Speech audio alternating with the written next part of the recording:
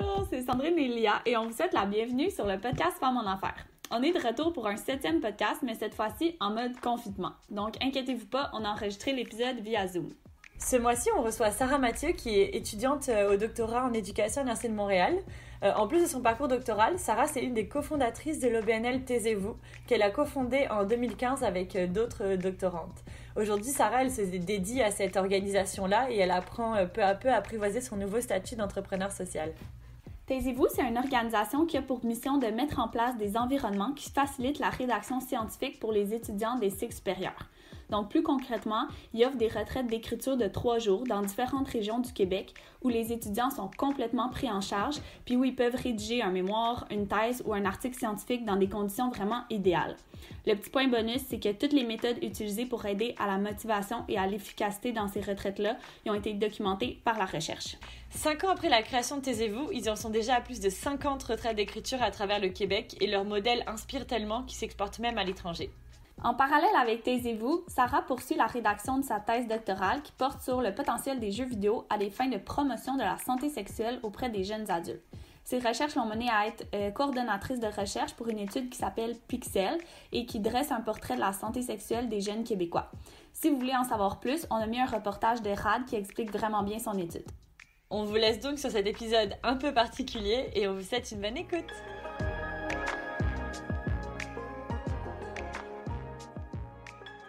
Bon, ben merci beaucoup de venir au podcast Femmes en Affaires. On est vraiment contente là, parce que nous, on est aussi 2 étudiantes à la maîtrise, puis on a fait une retraite d'écriture avec Taisez-vous, puis on a vraiment aimé ça. Fait qu'on se demandait si tu pouvais peut-être nous expliquer un peu ton parcours académique au début pour savoir qu'est-ce que tu as fait. Oui, donc moi, je suis sexologue de formation à la base. Autant j'ai été intervenante dans les écoles secondaires et fait de l'éducation à la sexualité. Donc, je suis pas thérapeute. J'ai toujours travaillé davantage en recherche-intervention, c'est-à-dire de développer, d'implanter, d'évaluer des programmes d'éducation à la santé sexuelle. Puis, ça m'a amené à travailler avec plein de belles communautés de personnes, puis beaucoup dans une approche participative. Donc, autant auprès des hommes de la communauté gay, bisexuelle dans le village, autant des communautés CRI, des terres de la baie James, des femmes qui vivent avec le VIH. Donc, ça a été ça un peu, je dirais, le contexte dans lequel j'ai travaillé d'abord. Puis pendant quand même plusieurs années, puis j'ai poursuivi à la maîtrise dans ce contexte-là en étudiant l'implantation de l'éducation à la sexualité en milieu scolaire.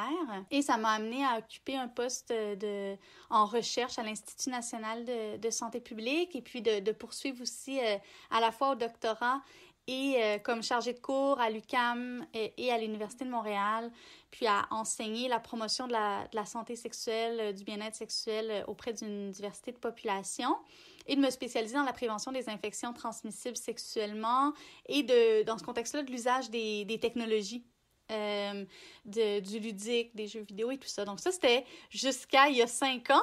J'étais vraiment très ancrée dans ce milieu-là. Mais c'est vrai qu'au fur et à mesure que j'avançais dans le domaine académique, dans le milieu de la recherche, c'est un domaine qui m'a amenée à avoir des grandes désillusions parce que c'est un contexte qui est très particulier, le contexte académique, qui n'est pas toujours favorable à la mise en place de recherches adéquates et au bien-être des gens. Et puis, c'est là où l'idée de Taisez-vous est née en collaboration avec d'autres doctorantes. Et puis, ça m'a amenée à démarrer Taisez-vous il y a 5 ans. Et puis, à m'embarquer dans la grande aventure de l'entrepreneuriat et de l'économie sociale et solidaire, parce que c'est un organisme à but non lucratif, et de mener les 2 carrières en parallèle. Donc, je fais toujours de la recherche et j'enseigne, je suis toujours chargée de cours, mais en même temps, je dirige, coordonne les activités de Taisez-vous depuis bientôt 5 ans. Fait que là, dans le fond, t'as pas justement soutenu ta thèse comme tu nous expliquais, mais t'es quand même à la fin vu que c'est quand même bien avancé ton projet selon ce qu'on a dit. Oui, mais en fait, c'est ça qui est très drôle dans mon parcours parce que l'ensemble des cofondatrices de Taisez-vous ont déposé dans la dernière année. Parce qu'on était toutes rendues plus ou moins au même endroit, alors que moi, clairement, alors que ça allait plutôt bien quand j'ai démarré Taisez-vous. Taisez-vous a tellement pris de place dans ma vie que j'ai même pris une pause de doctorat dans ce contexte-là, de manière à assumer complètement la direction d'un organisme, mais aussi, en fait, un organisme qui s'est adonné à être en croissance perpétuelle depuis le début. Oui, c'est ça, parce que vous avez beaucoup de projets pilotes qui s'en viennent, là. Il y avait à Sherbrooke, Québec aussi, qui ça allait se mettre en place, fait que ça a grossi beaucoup, là. En France aussi, c'est ça, j'ai vu qu'ils avaient un groupe parenthèse. Exactement. Les étudiants en demandaient davantage, ça se parlait beaucoup de bouche à oreille, et puis on est passé de 5 retraites de rédaction par année, 5 retraites pour donner une idée aux personnes qui connaissent pas du tout Taisez-vous, là, c'est 40 à 50 étudiants à chaque fois. Et puis là, on est passé de 5-6 retraites par année à 12, et puis finalement à 18, puis là, on est rendu à 20, puis ça répond toujours pas à la demande, ce qui montre aussi que le milieu académique a besoin de d'autres ressources que celles qu'on retrouve au sein des campus. Donc là, il y a une croissance, tu sais, juste au niveau du nombre de retraites, puis de mon équipe d'animation, puis la coordination, puis tout ça. Mais en parallèle, en donné, on a réalisé que les étudiants avaient envie de poursuivre l'expérience des retraites une fois qu'ils étaient revenus en ville. Puis c'est là qu'on a fait le pari d'ouvrir un espace de rédaction qui est un peu comme un hybride entre une bibliothèque, un laboratoire de recherche, un café. Donc, on a essayé de prendre les éléments positifs de ces espaces-là, d'enlever les éléments négatifs, puis de faire un espace qui allait être pensé vraiment par et pour les étudiants. Quand je me rappelle, quand j'ai signé avec Émilie, la cofondatrice, on a signé un bail pour 5 ans, prolongé pendant 10 ans. C'est très stressant parce que là, finalement, on avait des coûts fixes pour la première fois. C'était pas juste un modèle d'affaires qui fonctionnait par projet, comme avec les retraites. Puis finalement, on avait fait des prévisions financières qui étaient assez pessimistes. Puis on est dans un contexte où, avant la crise, là, les espaces de coworking sont pas nécessairement... C'est pas une industrie qui va particulièrement bien. Alors que nous, après 4 mois, on était plein... on répondait vraiment à un besoin. Puis c'est ça qui nous a amené à considérer la pertinence de faire des projets pilotes pour mener à des espaces à Sherbrooke, à Québec, un deuxième espace à Montréal. Parce que, un peu pour expliquer, cette retraite-là, c'est pour briser l'isolement, parce que en fait, en tant qu'étudiant, on se sent un peu seul, pour nos auditeurs qui savent pas ce que c'est, travailler tout seul justement à notre bureau, comme maintenant la plupart de la population va pouvoir s'en rendre compte concrètement. Qu'est-ce que c'est que travailler tout seul chez soi, puis d'avoir son espace, puis devoir créer ses propres horaires. Puis aux retraites, on y va tous en groupe et on rédige selon un planning que justement Taisez-vous propose, basé sur des concepts que vous avez développés en équipe, j'imagine. Comment c'est venu cette idée d'organiser ça? Comment vous avez pensé avec les autres cofondatrices à faire ça un peu avec ce modèle-là? C'est une excellente question, puis elle permet de révéler en fait en quoi on est à la base des chercheuses avant d'être des entrepreneurs. Et donc, pour organiser la première retraite, ce qu'on a fait, c'est vraiment une approche très recherche-action. On est allé éplucher la littérature scientifique en termes de design, d'environnement, de pédagogie universitaire et tout ça. On a réuni aussi des experts de la pédagogie universitaire et ils ont validé notre modèle. Ils sont même venus à la première retraite pour nous aider à réfléchir. Donc, on a vraiment une approche très itérative à chaque fois qu'on fait un pas avec Taisez-vous, on évalue, on collecte des données, on réajuste. Donc, on a fait ça avec les retraites, on a fait ça avec l'espace. Et puis, à chaque fois qu'on a inséré des méthodes pédagogiques, on les a testées de cette façon-là. D'où la méthode de gestion de temps qu'on a adaptée, la méthode Pomodoro, qui à l'origine, par exemple, est 25 minutes de travail, 5 minutes de pause pour les travailleurs autonomes. Nous, on l'a vraiment réfléchi pour faciliter la copratique dans un environnement collectif, que ce soit virtuel ou à la maison.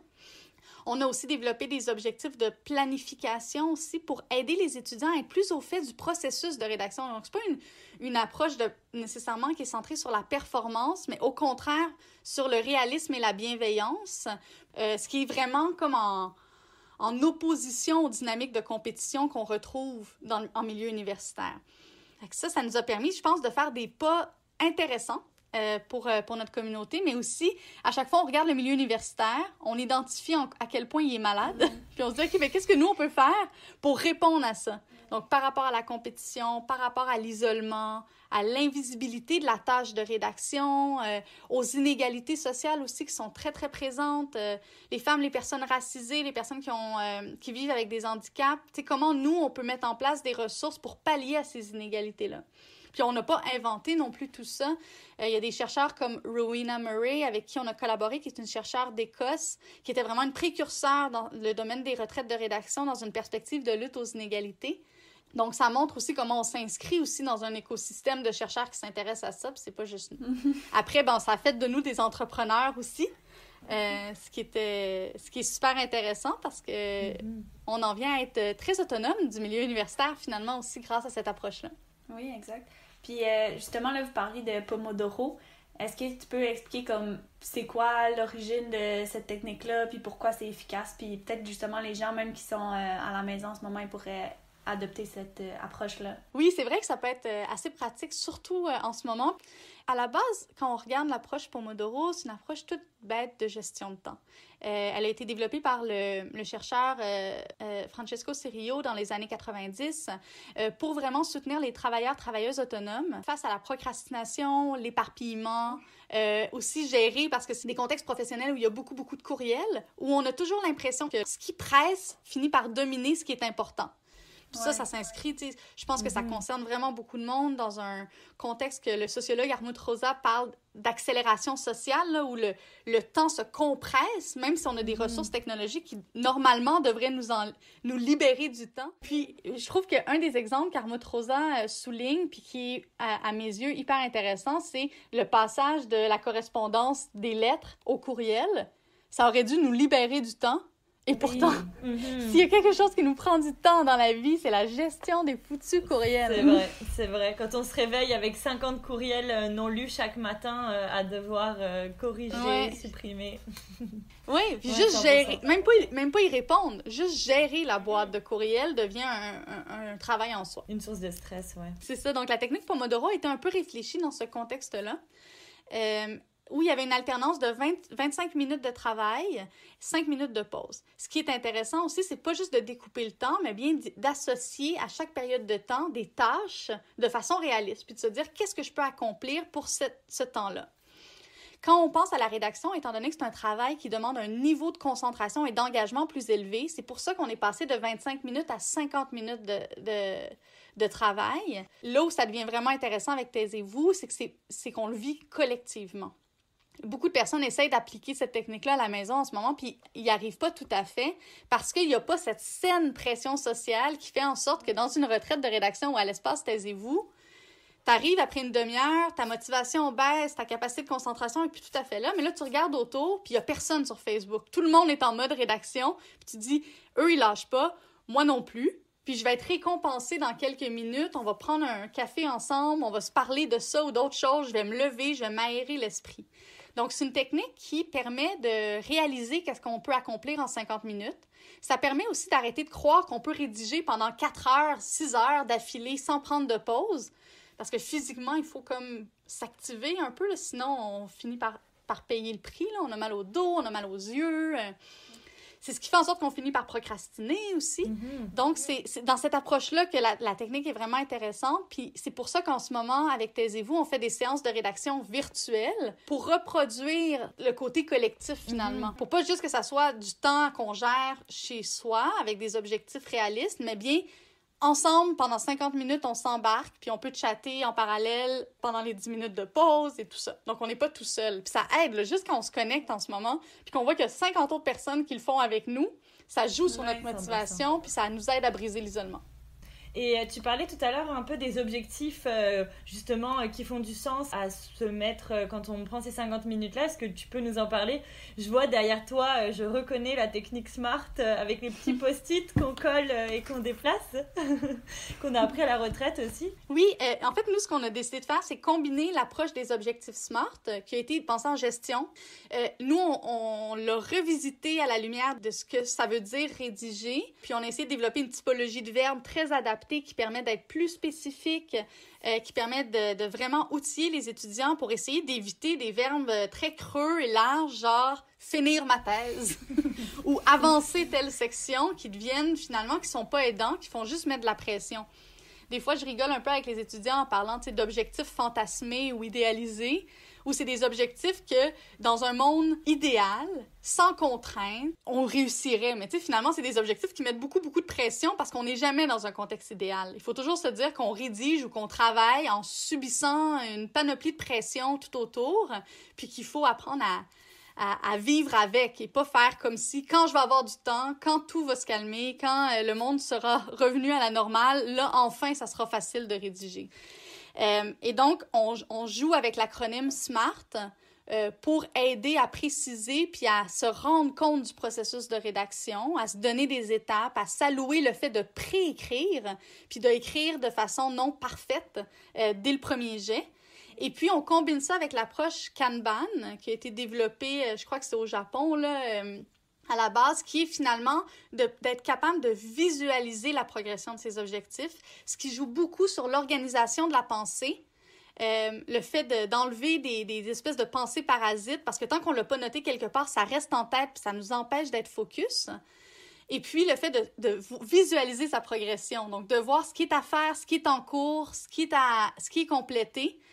Puis ça, encore une fois, c'est agréable de le faire seul. Moi, j'apprécie en ce moment, ça m'aide à être sûre de rien oublier, puis de voir comment j'avance.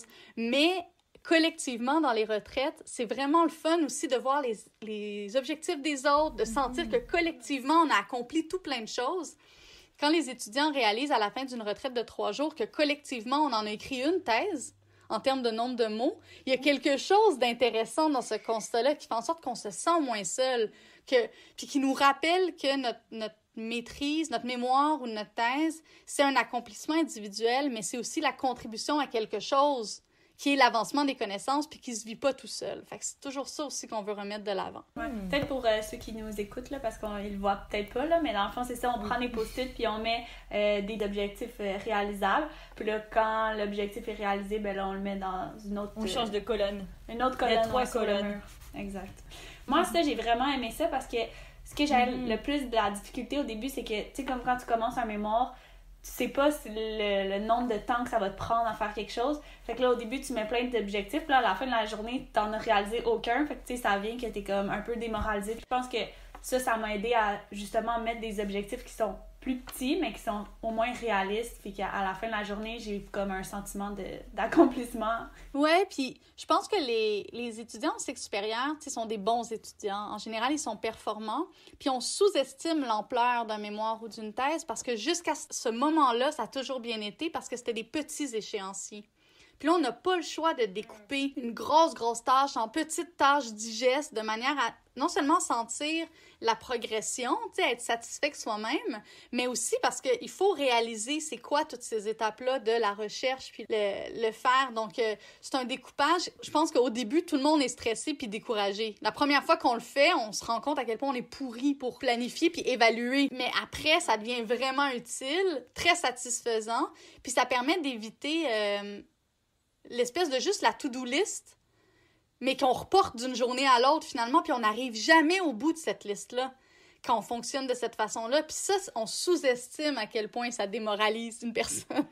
Oui, ça a vraiment un impact. Quand t'es comme moi, ça fait 3 jours que ça c'est sur ma liste, tu te sens un peu t'as rien fait. 100%. En plus, avec cette pression de la productivité qu'on a... au quotidien, mais surtout, je pense, en ce moment, ça fait vraiment écho à la situation. Je pense que pour la première fois, il n'y a pas que seulement les chercheurs qui vivent ça. On réalise qu'on se sent obligé d'être productif alors qu'on est dans une période un peu compliquée. Avec tous ces outils-là, ils fonctionnent super bien, même quand on est travailleur autonome ou quand on est juste un salarié qui travaille en télétravail aussi. Non, tout à fait. Toi, tu dirais que ça serait quoi tes 3 principaux conseils pour être productif à la maison? Ah, ça, c'est une bonne question.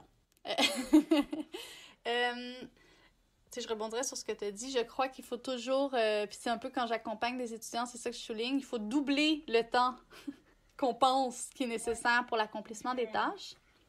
Puis en même temps, il faut se donner un temps limite. Parce que la procrastination par le perfectionnisme et ou le fait qu'on sait qu'on a relativement du temps pour faire quelque chose, on va attendre à la dernière... C'est très naturel pour la plupart des humains de faire ça, d'attendre un peu à la dernière minute. Si on est réaliste, on double le temps dont on a besoin, mais on ne veut pas dépasser ce temps-là, mais ça devient très sain. Fait que ça, c'est un des trucs importants pour le travail à la maison. Donc, le réalisme met la limite. Aussi, de diminuer... Dans le contexte actuel, où on subit plein de choses qu'on n'est pas habitué de subir, et puis qu'on est en période d'ajustement perpétuel, puis on sous-estime, là, il y a une perte de sens pour les gens qui poursuivent leur mémoire, leur thèse. Qu'est-ce que ça veut dire faire ce travail-là dans le contexte actuel? Moi, j'étudie la chlamydia, puis personne ne fait l'amour en ce moment. Les gens sont confinés, il n'y a plus de risque de transmission. À quoi ça sert ce que je fais? T'sais? Donc, tout ça, ça vient jouer beaucoup, beaucoup sur la motivation, le sens. C'est quoi la place qu'on fait à la recherche à travers tout ça? Tu sais, tout est... Je veux dire, il y a de l'urgence, les choses s'effondrent tout autour. Il y a des personnes, tu sais, qui sont dans des contextes professionnels hyper difficiles. Puis nous, on est là, puis on devrait, tu sais, trouver du sens dans notre démarche. C'est pas évident. Fait que je crois qu'il faut être capable de se dire, ben, je m'accorde 1 heure aujourd'hui ou 2 heures où j'ai le droit de trouver que ma recherche est importante. Puis le reste du temps, je serai disponible pour le reste du monde, pour ma famille, pour m'aider moi-même ou aider les autres. Puis je m'en demande pas plus que 1 heure ou 2 heures par jour. Puis ces heures-là, je vais faire mon maximum, puis je vais me dédier. Mais au moins, je sais que le reste du temps, je serai pas dans une dynamique de culpabilité ou de remettre à plus tard ou de rester 10 heures devant l'écran, mais où je passe mon temps entre mon document Word puis Facebook, où je vois qu'il y a une autre déclaration pas possible qui a été faite. Fait que c'est cet équilibre-là, je pense, qu'il faut chercher. Fait que ça serait mon 2e conseil. Puis mon 3e, c'est de vraiment prendre des rendez-vous avec sa recherche, avec soi-même et avec les autres. Puis ça, donc, cette histoire de rendez-vous, ça peut être juste 1 fois par semaine, ça peut être juste 1 heure par semaine. Mais de le faire avec quelqu'un d'autre, puis ça peut être bon pour des travailleurs autonomes aussi, de se connecter sur une plateforme quelconque, et puis de se dire, ben là, c'est le moment où je me donne à travailler, je le fais avec quelqu'un d'autre, puis on se rend des comptes de façon super bienveillante. C'est pour ça que c'est mieux qu'à la direction de recherche, sans position hiérarchique, mais juste pour se dire, bon, ben, qu'est-ce qui se passe de ton côté? Moi, c'est ça. Qu'est-ce que t'en penses? Comment on s'y attaque? Puis ça va être correct, t'sais. Puis ça l'aide aussi comme à implanter une routine un peu qu'on a peut-être perdue, justement, vu qu'on peut plus sortir de chez nous. Oui, c'est ça. Puis c'est là où on peut apprendre. Moi, j'ai beaucoup appris de ma cofondatrice, qui a 4 enfants, Émilie, puis qui est une femme extraordinaire. Puis qu'elle, ben finalement, elle avait pas beaucoup de temps. Et donc, ben quand elle travaille, c'est ces heures-là, puis on peut pas jouer à l'extérieur de ces heures-là. Fait que c'est un peu ce qu'on essaie de reproduire avec nos activités. Fait que quand on prend rendez-vous avec quelqu'un d'autre, pas juste dans son agenda, puis pas juste avec soi-même, ben on est un peu comme obligé, puis c'est les mêmes techniques qu'on utilise pour les gens qui veulent s'entraîner, pour les saines habitudes de vie. C'est un peu le même contexte. Fait que c'est un peu ça qu'on invite les étudiants à reproduire. Mais je trouve que c'est drôle parce que ça fait un peu écho à ta recherche, parce que tu es un peu spécialisée dans tout ce qui est technologie, éducation. Puis là, ça fait vraiment écho là-dedans. C'est comme les technologies au service de l'éducation puis des chercheurs individuels. Est-ce que c'est quelque chose qui t'a motivé un peu à faire taisez-vous ou Oui, non, puis c'est super drôle hein, parce qu'au début, j'ai pas fait autant de liens. Mais c'est vrai que j'utilise les modèles théoriques que j'ai utilisés pour taisez-vous, puis même en ce moment, on utilise beaucoup l'approche motivationnelle pour aider les gens à identifier certains obstacles à la rédaction. Et puis c'est une approche que j'utilisais, moi, pour promouvoir l'utilisation du condom dans mes autres interventions. Donc vraiment, il y a des approches qu'on dirait comme de modification de comportement qui prennent en considération les environnements, qui ont été fortement inspirés de la santé publique, puis que j'ai réinjecté finalement dans Taisez-vous. Puis j'ai bonifié, tu sais, je suis beaucoup plus critique et sensible aux environnements favorables maintenant, à force d'avoir travaillé avec Taisez-vous, pour des approches de santé publique. Fait que c'est intéressant comment les deux se nourrissent, alors qu'à la base, il n'y a pas tant de contacts, il n'y a pas tant de zones... grise, on dirait pas en tout cas là. Non, c'est ça. C'est vraiment drôle, je trouve que ça met vraiment de l'avant aussi l'importance de la recherche scientifique. C'est souvent quand je dis que je fais de la recherche, les gens pensent que je suis dans un laboratoire et que genre je fais des analyses là, mais en réalité ce qu'on étudie qui est comme sur des faits ultra recherché puis conceptuel, en réalité, s'applique tellement à la réalité, justement, et à la vraie vie. Et je trouve que c'est tellement... Ça rappelle que c'est important de faire usage de ces connaissances-là au quotidien, et autant dans les entreprises que dans la vie quotidienne. Non, c'est un super bon point. Puis je dirais que nous, dans les incubateurs et les accélérateurs de start-up qu'on a fait pour Taisez-vous, on a été soutenus, entre autres, par l'Esplanade, par le programme Innoive de la Fondation McConnell. Et c'est avec le temps que je me suis rendu compte que en fait, les chercheurs peuvent faire des très, très bons entrepreneurs. Beaucoup plus, non seulement souvent ça va peut-être aller tendre plus vers l'économie sociale et solidaire, mais il y a aussi une approche qui est très lean, très développement, itération, des analyses de besoins. Les chercheurs, on est spécialisés dans ça, dans l'approche plus systématique et tout. On va pas juste suivre notre intuition ou tomber en amour avec notre solution. On va essayer d'aller chercher les données, aller valider certaines hypothèses. Donc, je pense que ça fait de l'entrepreneuriat beaucoup plus safe, je pense. C'est vrai. Et puis ce côté autonome, là? Aussi, ouais, tout à fait. Ça, vous avez fait, là, nous, on est allés à, je pense, la 54e retraite d'écriture, mais même à ça, vous envoyez quand même des questionnaires aux gens pour vraiment savoir notre feedback. Fait que ça, je trouvais ça bien que, vous arrêtez pas non plus de consulter votre clientèle en tant que telle. C'est une des stratégies qu'on utilise pour être dans une approche par et pour améliorer les services qu'on offre, mais aussi faire en sorte que les étudiants en fassent partie. Moi, ce que je souhaite, c'est aussi d'offrir des emplois stimulants, intéressants à des étudiants dans un contexte externe au milieu universitaire. Mais en plus, ça permet de créer un réseau qui est interuniversitaire, interdisciplinaire. Donc, ce que je souhaite avec Taisez-vous, c'est aussi d'offrir des opportunités socio-professionnelles valorisantes, puis mieux payées, j'espère éventuellement que le milieu universitaire, où il y a tout cet aspect-là aussi qui peut être intéressant avec la position qu'on a là. OK. Puis là, en ce moment, vous êtes combien, dans le fond, dans l'équipe? Jusqu'à tout récemment, parce que là, les choses ont beaucoup, beaucoup changé dans les derniers mois. Puis moi-même, comme gestionnaire, là, entre guillemets, je fais face à des défis très, très particuliers en ce moment. On est vraiment dans une approche d'essayer de sauver l'organisme dans le contexte. Mais jusqu'à tout récemment, on était rendu 7. On allait entamer un processus d'embauche pour les projets pilotes et tout ça. Là, c'est sûr que on est en équipe réduite. Il y a des mises à pied temporaires qui ont dû être faites parce qu'on est coupé de toutes nos rentrées d'argent en ce moment, plus de retraite, fermeture de l'espace. On est donc 3 en ce moment à travailler de façon rémunérée. On est en plein développement pivot technologique pour vraiment transférer. Comme demain, on a notre première retraite virtuelle qui a lieu. On a les séances de rédaction en ligne. Moi, je donne des webinaires 1 fois par semaine. Donc, on développe et puis on est en train de déposer des demandes de subventions pour accélérer le développement technologique qu'on avait déjà amorcé pour que plusieurs déjà de nos... prévu. Oui, c'était prévu avant la crise parce qu'on était très soucieuse de soutenir les étudiants en région éloignée qui ne peuvent pas participer puis qui sont d'autant plus isolés en ce moment. Okay. Fait qu'on avait déjà comme souci de créer des rassemblements virtuels, mais là, dans le contexte actuel, c'est... non seulement on n'a pas le choix, mais le besoin est très, très, très, très fort.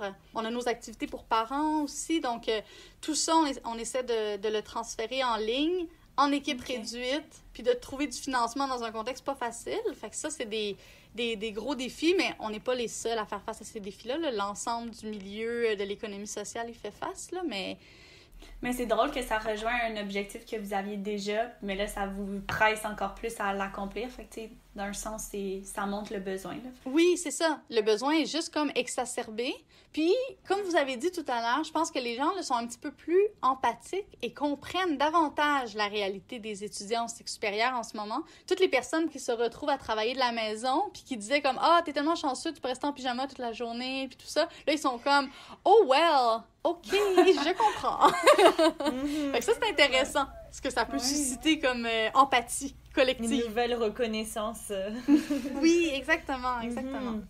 Nous aussi, on s'intéressait un peu à la place des femmes dans le milieu universitaire. Comme tu soulignais un peu avant, c'est un beau milieu, mais c'est un milieu qui a ses propres défis.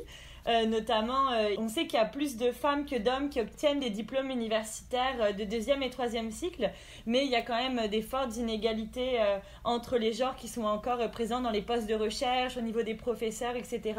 On avait trouvé une statistique qui disait que les professeurs des 15 plus grandes universités de recherche au Canada dirigent une fraction des prestigieuses chaires de recherche et recueillent 57% du financement obtenu par les chercheurs masculins et signent 27% des articles publiés dans des revues savantes. C'est-à-dire que les femmes, elles ont vraiment une petite place là-dedans. Est-ce qu'au niveau de Taisez-vous, est-ce que ça se voit? Ou est-ce que toi, tu as ressenti une inégalité justement face à ton genre dans le milieu académique, là? Il y a deux niveaux. Donc moi, personnellement, c'est sûr que moi, je suis dans des domaines qui sont un petit peu plus féminins, qui est la sexologie, psychologie, éducation. Des domaines de recherche qui sont moins financés, moins valorisés, qui sont pas toujours même considérés comme de la recherche là, en comparaison à des sciences dites dures. Donc déjà, là, on voit une certaine inégalité. Et puis, si j'ai pas personnellement fait face à beaucoup d'obstacles, c'est parce que j'ai un profil qui est sans enfants et workaholic. Et donc, quand on endosse les stéréotypes associés normalement au masculin, évidemment, on est moins sujette à faire l'objet de discrimination parce que finalement, on se retrouve à... En fait, moi, je me suis posé beaucoup de questions parce que je reproduis finalement des dynamiques genrées dans ma façon d'être aussi disponible. Bon, il y a quelque chose qui relève de mon tempérament aussi, puis je changerai pas, mais ça veut dire que je pourrais conclure très facilement que tout était facile pour moi, même si j'étais une femme. Mais si on est un peu plus critique, on s'aperçoit que c'est parce que finalement j'ai pas à négocier un congé parental par exemple, ou j'ai pas j'ai fait beaucoup de stages à l'international, j'ai travaillé à UCL à Londres et tout, c'est des choses que la plupart des femmes peuvent pas se permettre normalement pour des raisons familiales et tout, puis les femmes sont beaucoup plus enclines à suivre leur conjoint pour des postes dans le milieu académique que l'inverse. Ça fait partie des statistiques très fortement documentées. Ce qui est vraiment intéressant avec Taisez-vous, c'est que nos services répondent, on a 80% de notre communauté, c'est des femmes. Dans les retraites, c'est tout le temps comme ça. Puis là, on peut se demander, qu'est-ce qui se passe? Et ça montre à quel point les femmes subissent certaines inégalités qui font en sorte qu'ils ont besoin d'aller dans des retraites pour enfin pouvoir rédiger. Parce qu'elles assument davantage de tâches administratives, d'enseignement, d'encadrement, de charges de cours, de tâches familiales et tout ça. Et c'est pour ça que Rowena, la chercheure dont je parlais en Écosse, puis on en a beaucoup parlé, c'est que les retraites de rédaction deviennent des espaces de solidarité et des espaces de lutte aux inégalités sociales parce que pendant ce temps-là, ils sont pas en train de... Pour une fois, on leur fait à manger. Il y a plein de mamans qui arrivent dans les retraites de rédaction qui sont comme « Ça fait tellement longtemps qu'on n'a pas pris soin de moi. » Oui, c'est ça, parce qu'ils ont déjà une charge mentale à la maison. C'est ça. Fait que là, quand ils vont à la retraite, ils sont libérés de cette charge. C'est exactement ça. Après aussi, pour le rapport aux retraites puis à l'espace Taisez-vous, c'est que les femmes vont avoir plus tendance à reconnaître le besoin d'aide. Donc, c'est aussi pour ça qu'ils vont avoir plus tendance à aller chercher des ressources puis à moins avoir honte. Fait que ça, c'est aussi intéressant comme dynamique. Fait que tant mieux si on peut aider à ce niveau-là. Moi, ça me rend vraiment, vraiment heureuse de contribuer à la lutte aux inégalités au niveau du genre. Puis je pense aussi qu'on peut faire un travail, puis on a à s'améliorer là-dessus, Taisez-vous, par rapport aux dynamiques de discrimination liées plus pour les personnes racisées. Et donc, je pense que dans la prochaine année, on va avoir un effort à faire pour être plus accessible auprès de certaines communautés d'étudiants qui seraient nouveaux arrivants, nouvelles arrivantes. Mais... Puis après, bon, c'est sûr que, moi, j'ai engagé vraiment beaucoup de femmes, là, jusqu'à présent. En fait, j'ai juste engagé des femmes. C'était pas nécessairement volontaire, mais je pense que ça reflète que les femmes, ont plus tendance à aller vers des emplois associés au care, puis à prendre soin des autres étudiants, puis à être dans une approche plus collective, moins compétitive. Justement, les femmes sont tout le temps dans des domaines plus, l'éducation, la psychologie, mais que ces domaines-là, ils ont toujours moins de financement. Fait que, on dirait que je comprends, c'est ça qu'on aime, mais pourquoi il n'y a pas autant de financement? Puis même juste dans la méthode de recherche, comme mettons, moi je fais du qualitatif, il y a bien plus de filles qui font ça. Puis là, il y en a plein qui me disent « Ah, mais le qualitatif, c'est un peu c'est un peu de l'art, pas de la science, c'est abstrait, c'est de l'interprétation. Je sais pas si, tu sais, comme tu vois, des solutions à ça ou des pistes d'action.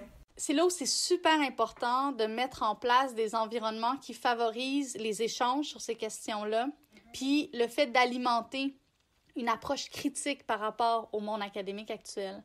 Puis encore là, je pense qu'on a à s'améliorer, taisez-vous, à ce niveau-là, parce qu'on aide dans le ici-maintenant, puis ça, je pense qu'on le fait vraiment bien. Mais comment tirer profit, j'aime pas trop l'expression, mais comment faire en sorte qu'on exploite au maximum ces moments collectifs-là pour discuter entre nous puis essayer de voir comment on change les choses. Là où j'ai beaucoup d'espoir, c'est que dans les dernières années, de plus en plus de personnes ont diplômé, puis c'est des alumni, là, c'est des finissants, taisez-vous. Puis ces personnes-là entrent en poste dans les universités. Leur façon de soutenir leurs étudiants est différente à cause qu'ils sont passés par taisez-vous. Leur perspective est plus collective, moins compétitive, plus critique. Puis là, j'ai l'impression que tranquillement, on infiltre. Non, mais il y a quelque chose de super intéressant à ce niveau-là. Puis j'avais sous-estimé cet effet-là. C'est des profs aussi qui, au sein de leur département, vont organiser des retraites de rédaction puis dire « Hey, gang, on travaille ensemble » plutôt que de se positionner les uns contre les autres, par exemple. Fait que je me dis « il y a peut-être un intérêt aussi à, oui, profiter de ces moments-là, mais aussi alimenter cette communauté qui gradue puis que plutôt que de juste suivre la dynamique actuelle, la remet davantage en question ou propose des alternatives aux façons de faire. » Puis en plus, on dirait que ça se diffuse de plus en plus dans des milieux... toutes les deux, nous, on est à HEC, ce qui est comme pas très commun de faire de la recherche en gestion. En tout cas, on le voit peut-être un peu moins. Donc c'est sûr que nous, quand on disait qu'on allait à des retraites, les gens étaient étonnés.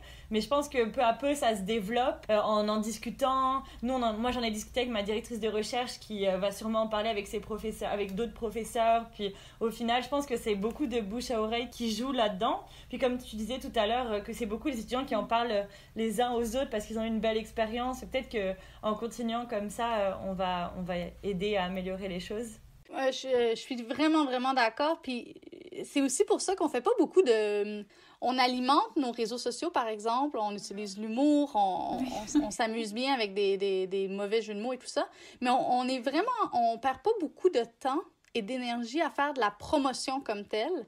Mais ça aura jamais l'impact de quelqu'un qui explique exactement la différence que ça a fait dans son parcours, qui parle de cette expérience, puis qui dit « Ah, mais j'avais pas vu les choses comme ça jusqu'à présent, puis la retraite a complètement changé. » Ça, c'est beaucoup plus intéressant, puis c'est tellement plus vrai aussi. Mais en plus, ce que j'aime beaucoup avec Taisez-vous, c'est que c'est vraiment super accessible. Moi, j'ai été vraiment étonnée. On a été entièrement financés par notre école et j'ai l'impression que la plupart des participants, c'était le cas aussi. La plupart des universités offrent des bourses pour participer et tout ça. C'est pas vrai pour toutes les universités, puis c'est pas le même niveau de remboursement, mais on travaille vraiment fort pour essayer de faire en sorte que ce soit au maximum le plus accessible possible. Puis nous, on négocie beaucoup nos tarifs. On est un organisme à but non lucratif, on fait aucun profit sur le dos des étudiants. Fait que là, c'est de voir à quel point les universités peuvent soutenir l'inscription finalement au maximum, puis comprendre bien, ça a pris un certain temps d'avoir la légitimité puis la notoriété, puis qu'ils comprennent que ça fait vraiment une différence. Mais est-ce que justement, toi, t'as trouvé ça difficile vu que t'étais comme vraiment plus dans le milieu académique au début de, comme, mettons, aller voir des partenaires, faire de la négociation, faire de la promotion, comment t'as jumelé ça? Parce que l'apport des universités est vraiment important aussi parce que nous, on a appris l'existence de Taisez-vous grâce à HEC, sinon on n'aurait pas su. Les universités sont vraiment des partenaires essentiels dans ce qu'on fait pour la diffusion de l'information, pour l'accessibilité financière. Puis c'est vrai que ça a été particulier au début d'aller négocier comme ça, de rencontrer. Surtout qu'au début, il y avait quand même beaucoup de scepticisme. Réunir 40 à 50 étudiants dans un centre de villégiature, les gens étaient sûrs qu'on allait faire la fête. Puis pourtant, vous avez été à une retraite de rédaction. Les gens sont on ne peut plus sages. Là. Le but, c'est vraiment de tirer profit puis de travailler au maximum pendant 3 jours. Là. Les gens, ils dorment tôt, sont épuisés. Ah oui, on était épuisés, nous! Non, à 10 heures, on dormait. Mais c'est ça. Puis je me dis tout le temps qu'il faudrait que les gestionnaires des universités viennent. Les gens seraient très surpris de voir à quel point c'est un silence monastique pour de vrai. Donc, c'est toujours... ça a été particulier de négocier avec les universités. Particulier pour moi de constater la haute compétition entre les universités, qui fait en sorte que c'est parfois difficile parce que les universités financeront pas des activités qui soutiennent les étudiants de d'autres universités. Nous, on tient au caractère interuniversitaire de nos activités, puis on débordera pas là-dessus jamais. Et ça fait en sorte qu'on a eu le système de bourse qui fait en sorte que le HEC vous finance vous, mais pas taisez-vous. Donc, c'est un système qui a ses forces et ses limites. Ça nous rend très fragiles, comme en ce moment, par exemple, comme on ne fait plus de vente, on n'a plus aucun financement. On a des différentes modalités de remboursement puis de rabais offerts par les universités, mais essentiellement, c'est des bourses qui ne financent que leurs étudiants à eux. Okay. Fait que ça a été en fait, c'est du cas par cas, c'est la négociation avec chaque université, donc c'est beaucoup d'énergie pour nous, mais en même temps, c'est super important parce que 260$ pour une retraite de rédaction, en termes de perception de valeur, c'est rien. La plupart des étudiants, ils sont très d'accord sur le fait que ça vaut même plus que ça. Mais quand on y pense, il y a quand même des limites à payer pour travailler. Ouais. Donc, les étudiants devraient être payés jusqu'à un certain point pour faire ce qu'ils font. Puis là, nous, on va pas en plus les faire payer pour avancer. Fait que c'est ça aussi qu'il faut travailler. C'est pas juste une question de perception de valeur, c'est une question de... Puis c'est une des raisons pourquoi, en France, entre autres, ils ont beaucoup plus de difficultés à trouver des financements pour l'organisation de retraite de rédaction, parce que c'est encore plus critique et contre-culturel de payer pour des services éducatifs, étant donné que la plupart des institutions universitaires puis des écoles sont gratuites. Et c'est là-dessus aussi qu'on veut pas jouer. Fait que c'est quelque chose qui est difficile comme entreprise d'économie sociale, mais avec lequel on a appris à vivre et tout, puis avec ses forces et ses faiblesses.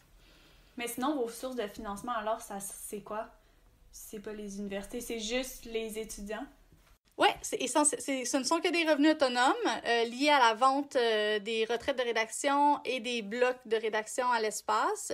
C'est un système dont on était très fiers jusqu'à tout récemment parce que ça nous rend comme complètement autonomes de demande de subvention, à part pour le démarrage, comme on est allé chercher de l'argent pour bâtir l'espace. Mais une fois après, on roule. Fait que ça c'est bien.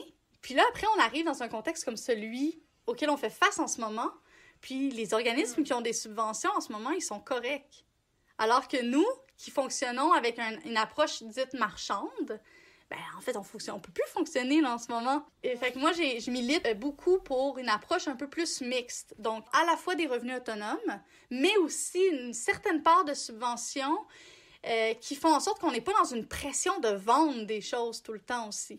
Donc, il y a un équilibre à trouver là que nous, on va développer finalement de façon accélérée. Je trouve que ça donne de la force aussi à l'organisme parce que nous, en donnant de l'argent pour des blocs ou pour des retraites, ça nous donne un sentiment d'appartenance puis on est vraiment heureuse de pouvoir participer à ça. Puis je me sentais vraiment une partie du groupe.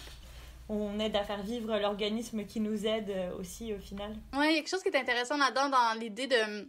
Je pense que ça, je le conserverai tout le temps, le membership, d'avoir une espèce de part de taisez-vous, puis de faire partie... Puis c'est pour ça aussi que même, je pense qu'avec notre développement technologique, on va être capable de même plus faire participer les étudiants dans la prise de décision puis la gouvernance collective de l'organisme. Puis ça, c'est vraiment, vraiment intéressant.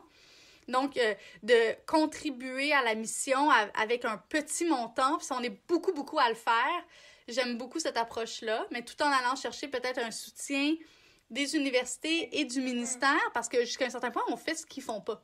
T'sais, moi, c'est aussi ça qu'il faut, je pense, mettre de l'avant, là. Ah, c'est full intéressant de savoir justement aussi comment ça fonctionne une organisation à type plus social, là. Fait que c'est bien intéressant. Merci beaucoup. Ça fait vraiment le tour de ce qu'on voulait apporter. Puis je pense que ça va vraiment aider les gens qui vivent en ce moment des difficultés par rapport à la gestion, à la motivation, à la gestion du temps et du stress. Donc merci beaucoup. Merci d'avoir écouté ce 7e épisode du podcast. On espère que vous avez aimé. Et si vous souhaitez encourager le podcast, c'est toujours une bonne idée de nous laisser 5 étoiles sur Apple Podcast ou sur vos différentes plateformes de podcast. Vous pouvez aussi nous suivre sur les réseaux sociaux pour venir rejoindre notre petite communauté et voir toutes les infos qu'on vous partage. Merci!